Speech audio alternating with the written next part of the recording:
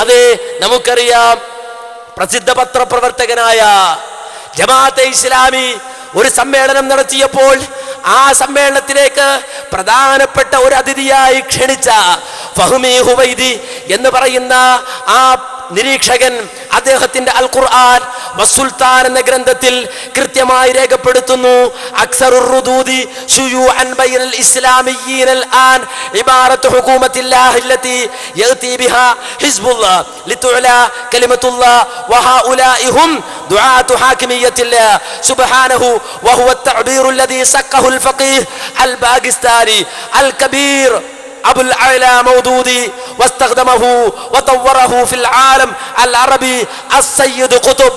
ലോക ചരിത്രം, ഇസ്ലാമിക ചരിത്രം, മുസ്ലിമീങ്ങളുടെ ചരിത്രം വായിച്ചിട്ട് ആരാണ് മുസ്ലിം സമൂഹത്തിനിടയിൽ തീവ്രവാദം ഉണ്ടാക്കിയത്, ആരാണ് ഭീകരവാദം ഉണ്ടാക്കിയത്, ആരാണ് മുസ്ലിം സമുദായം സാഹോദര്യത്തോടെ സമാധാനത്തോടെ ജീവിതത്തിന്റെ മുഴു മേഖലകളിലും കൃത്യമായ കാഴ്ചപ്പാടോടുകൂടി സാഹോദര്യം നിലനിർത്തി സമാധാനം നിലനിർത്തി സമാധാനം കാക്ഷിച്ച് സമാധാനത്തിന്റെ സംരക്ഷകരായി നിലനിന്നൊരു സമൂഹത്തിലേക്ക് തീവ്രവാദം കടത്തിക്കൊണ്ടുവന്നതെന്ന ചോദ്യത്തിന് ഫഹ്മി ഹുവൈദി അടക്കമുള്ള അതേ ചിന്തിക്കുന്ന ചിന്തകന്മാരായ പത്രപ്രവർത്തകന്മാരായ നിരീക്ഷകന്മാരായ ആളുകൾ കൃത്യമായി പറയുന്നു, ആദ്യമായി അതിന് ബീജാപാപം നൽകിയത് അബുൽ അഅ്ല മൗദൂദിയാണ്.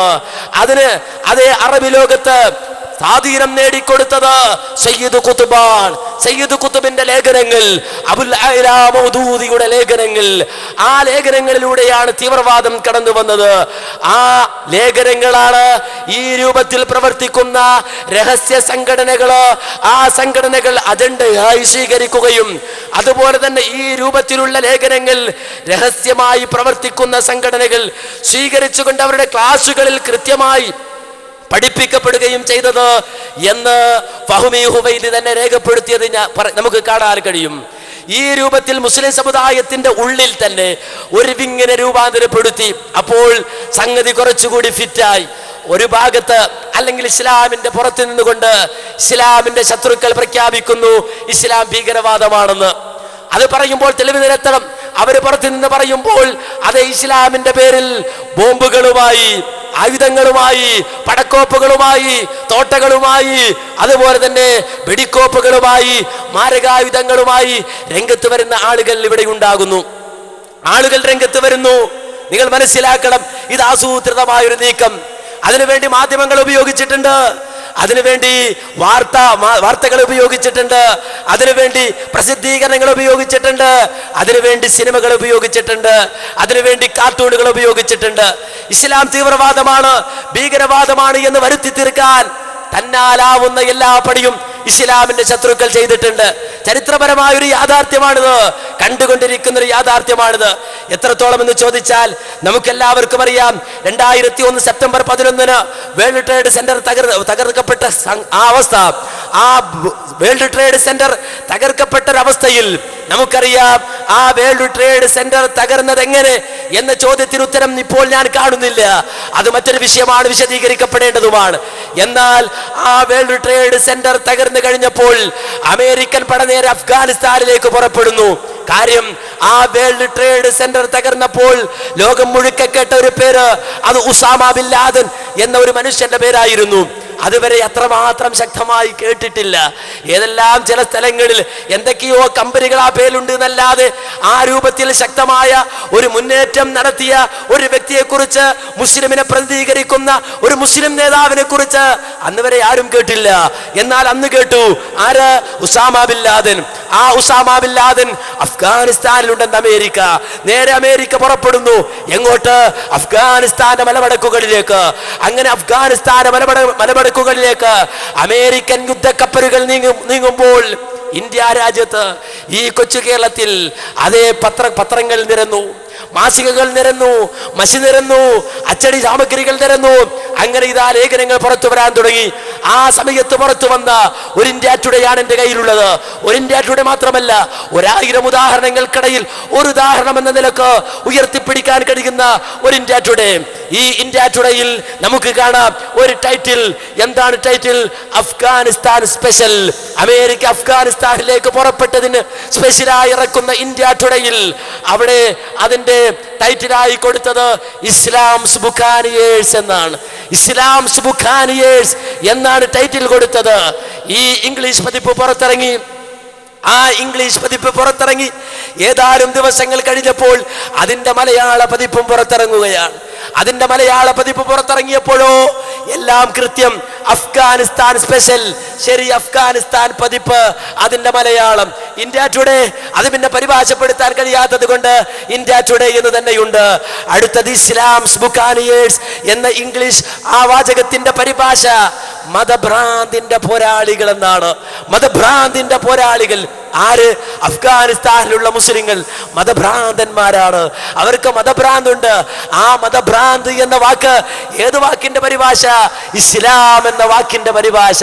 ഇസ്ലാം എന്ന വാക്കിന്റെ പരിഭാഷ ഇന്ത്യ ടുഡേക്കാരൻ കൊടുക്കുമ്പോ അതേ മതഭ്രാന്തി എന്നാണ് അർത്ഥം കൊടുക്കുന്നത്. അതുകൊണ്ട് അവസാനിക്കുന്നുവോ? ഇല്ല. ഇതാ വീണ്ടും ഇറങ്ങുന്നു ഇന്ത്യ ടുഡേ. ജിഹാദ്, ലോകത്തോടുള്ള പോർവിളി എന്ന പേരിൽ ഇന്ത്യ ടുഡേ പുറത്തിറങ്ങുന്നു. നിങ്ങൾക്ക് കാണാം ഇതിനകത്ത് കൊടുത്ത കാർട്ടൂൺ. എത്ര ബീഭത്സമാണ് ഈ കാർട്ടൂൺ! ആ കാർട്ടൂൺ കാണുന്ന ഒരു മനുഷ്യന്റെ മനസ്സിലേക്ക് എത്ര വേഗത്തിലാണ് ഇസ്ലാമിനെ കുറിച്ചുള്ള തെറ്റിദ്ധാരണ കടന്നു വരുന്നത്. ചെറുപ്പ കാലഘട്ടത്തിൽ ആരോ വലിച്ചെറിഞ്ഞ ഒരു ബാലരമ വായിച്ചപ്പോൾ അതിലൊരു മായാവി കഥ കണ്ടു. ആ മായാവി കഥയിൽ ഒരു കുട്ടൂസനും ഒരു ഡാക്കിനിയും ഉണ്ടായിരുന്നു. ആ കുട്ടൂസൻ ലോകത്ത് ജീവിച്ചിട്ടില്ല, ആ ഡാക്കിനി ലോകത്ത് ജീവിച്ചിട്ടില്ല, ആ മായാവി ലോകത്ത് ജീവിച്ചിട്ടില്ല. എന്നാൽ ഏതൊരു കുട്ടിയുടെ മുന്നിൽ പോയിട്ട് കുട്ടൂസൻ എന്ന് പറഞ്ഞാൽ ആ മുഖം മനസ്സിൽ വരും, ഡാക്കിനി എന്ന് പറഞ്ഞാൽ ആ മുഖം മനസ്സിൽ വരും, മായാവി എന്ന് പറഞ്ഞാൽ ആ മുഖം മനസ്സിൽ വരും. വളരെ ചെറിയ സ്ഥലം ചെലവാക്കിക്കൊണ്ട് വളരെ വലിയ വർത്തമാനം പറയുന്ന ഒരു മാധ്യമ വിദ്യയാണ് കാർട്ടൂൺ. എന്നാൽ ആ കാർട്ടൂൺ ഇസ്ലാമിനെതിരെ ഉപയോഗിച്ചു. ഇവിടെ എന്താ കാണുന്നത്? ഒരു കയ്യിൽ വേൾഡ് ട്രേഡ് സെന്റർ ഉയർത്തിപ്പിടിക്കുന്നു ഒരു മനുഷ്യൻ. ആ മനുഷ്യന്റെ കോലമോ ഒരു മനുഷ്യനല്ലത്, ഒരു അസ്ഥികൂടമാണ്. ഒരു അസ്ഥികൂടം. അതെ, അയാൾ ഒരു പച്ച പുതപ്പ് ധരിച്ചിട്ടുണ്ട്. അങ്ങനെയാണല്ലോ വിചാരം. ഇസ്ലാമിന്റെ കളറുണ്ടെങ്കിൽ, ഇസ്ലാമിന്റെ കളറുണ്ടെങ്കിൽ അത് പച്ചയാണ്, പച്ചയായിരിക്കണം എന്ന ആ ഒരു വാശി. ആയിക്കോട്ടെ, ആ പച്ച കുപ്പായമിട്ട് പച്ച തലപ്പാവ് കെട്ടി ആ തലപ്പാവിന്റെ ചുറ്റും ഇതാ മിസൈലുകൾ ചുറ്റുഭാഗത്തേക്ക് തീങ്ങിക്കൊണ്ടിരിക്കുന്നു. ഒരു കയ്യിൽ എന്തോ ഒരു ദീപശിഖ പോലെ ഉയർത്തിപ്പിടിച്ചിട്ടുണ്ട്. ആ കയ്യിലുള്ള ദീപശിഖയിലോ ഒരു നക്ഷത്രം, മറ്റൊരു നിലാവ്, അത് മറ്റൊരു ചിഹ്നം, ഇസ്ലാമിന്റെ മറ്റൊരു അടയാളം. ഒരു നിലാവും ഒരു നക്ഷത്രവും ഉയർത്തിപ്പിടിച്ചിരിക്കുന്ന പച്ച ധരിച്ച ഒരു അസ്ഥികൂടം. ആരാണിത്? ആരെ പ്രതികരിച്ചാണിത്? ആരെക്കുറിച്ചാണ് ഈ കാർട്ടൂൺ? എന്തിനെ പ്രതികരിച്ചുകൊണ്ടാണ് ഈ കാർട്ടൂൺ? അതെ, ഒരു കയ്യിൽ ആ അസ്ഥികൂടം വേൾഡ് ട്രേഡ് സെന്റർ ഉയർത്തിപ്പിടിച്ചിരിക്കുന്നു, പച്ച ധരിച്ചിരിക്കുന്നു, പല്ലിടിച്ചിരിക്കുന്നു, തലപ്പാവ് ധരിച്ചിരിക്കുന്നു. ഒരു കയ്യിലുള്ള ദീപശിഖയിലുള്ളതോ നിലാവ് നക്ഷത്രം. ആ നിലാവും നക്ഷത്രവും ഉയർത്തിപ്പിടിച്ചു നിൽക്കുന്ന ആ ഒരു കാർട്ടൂൺ കൊണ്ട് അവസാനിക്കുന്നില്ല. നേരെ മറിച്ചോ വീണ്ടും ഇതേ ഇന്ത്യ ടുഡേയിൽ തന്നെ അടുത്ത കാർട്ടൂൺ വരികയാണ്. ആ കാർട്ടൂൺ കൃത്യമായി തന്നെ നമുക്ക് കാണിച്ചു തരുന്നു എന്ത്? മറ്റൊരു ചിത്രം. ആ ചിത്രത്തിൽ എന്താണുള്ളത്? ഒരു തേളാണ്, ഒരു തേളാണ്. ആ തേളിനെന്താണ് പ്രത്യേകത? ആ തേളിന്റെ ഇറുക്കുന്ന രണ്ട് കൈകൾ. ആ കൈകളിലും ഒരു കയ്യിൽ AK-47, മറ്റേ കയ്യിലോ ബോംബ്. അങ്ങനെ ഒരു കയ്യിൽ AK-47 മറ്റേ കയ്യിൽ ബോംബും പിടിച്ചുകൊണ്ട് ഒരു തേള്, ഒരു കരിന്തേള്. ആ കരിന്തേളിന്റെ തലയിലോ പച്ച നിറം, ആ തേളിന്റെ വാലിലോ നിലാവും നക്ഷത്രം. അങ്ങനെ നിലാവും നക്ഷത്രവും വാലിലുള്ള തലയിൽ പച്ചയുള്ള ഒരു കരിന്തേള്.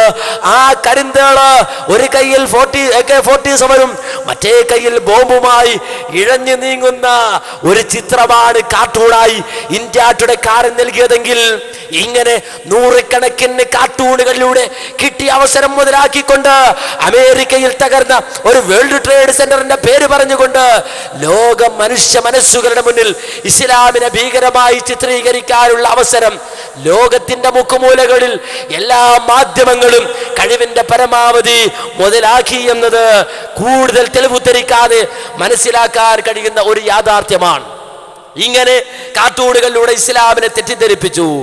അങ്ങനെ ഇസ്ലാമിനെ തെറ്റിദ്ധരിപ്പിക്കുമ്പോ എടോ അത് ഇസ്ലാമല്ല, ഇസ്ലാം അതല്ല എന്ന് പ്രഖ്യാപിക്കേണ്ട മുസ്ലിം സമൂഹമോ ഞങ്ങൾ ആരാ മക്കള്, ഞങ്ങൾക്ക് എന്തെല്ലാം ചെയ്യാൻ കഴിയും, ഇതും ഇതിനപ്പുറവും ചെയ്യാൻ കഴിയും, ഏതോ ജൂതൻ എവിടുന്നോ ചെയ്ത കാര്യം മുഴുവൻ ഞാൻ ഏറ്റെടുത്തിരിക്കുന്നു എന്ന് പറഞ്ഞ് എട്ടുകാലി മമ്മൂഞ്ഞായി വാദിച്ച് ആരെങ്കിലും എന്തെങ്കിലും ചെയ്താൽ ഞാൻ ഏറ്റെടുത്തിരിക്കുന്നു, ഞങ്ങളാണിത് ചെയ്തതെന്ന് വാദിച്ച് അവകാശവാദം ഉന്നയിച്ച് സമൂഹ മധ്യത്തിൽ പ്രതിരൂപമായി അല്ലെങ്കിൽ പ്രതിയായി നിലകൊള്ളുന്ന ഒരവസ്ഥയിലേക്ക് മുസ്ലിം സമുദായം മാറി.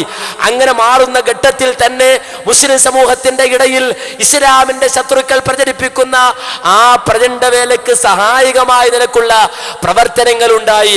കേവല പ്രവർത്തനങ്ങളായി അത് ഒതുങ്ങി നിന്നില്ല, സംഘടനകൾ ഉണ്ടായി. നമുക്കറിയാം ജമാഅത്തെ ഇസ്ലാമി ഉണ്ടായി വന്നു. ആ ജമാഅത്തെ ഇസ്ലാമി പിന്നീട് തങ്ങളുടെ അജണ്ടകൾ ഈ സമൂഹത്തിന്റെ മുന്നിൽ അവതരിപ്പിക്കാൻ മറ്റൊരു സംഘടനയുണ്ടാക്കി. ആ സംഘടനയുടെ പേരാണ് സിമി എന്ന സംഘടന. ആ സിമിയും ചർച്ചാ വിഷയമായി സിമി രംഗത്ത് വന്നു.